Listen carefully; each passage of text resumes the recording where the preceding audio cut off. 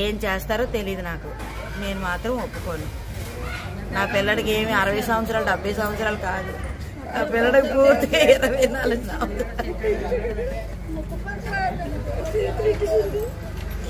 నేను ఆడగోరాలు మేము పెంచుకోండి, నా కొడుకుని వాళ్ళ చేతిలో పెట్టాను.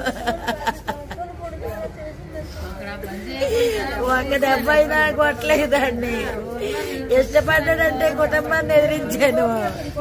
ఆడ అన్నవరంలో పెళ్లి చేసుకొస్తే రిసెప్షన్కి అందరినీ ఒప్పించి తీసుకెళ్లాను.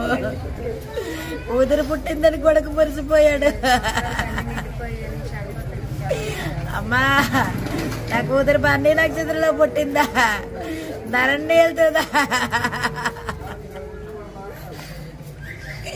నా కొడుకునే తినేసింది. ఆడ ప్రేమించాడు అనుకున్నాను, మృత్యుడు ప్రేమి.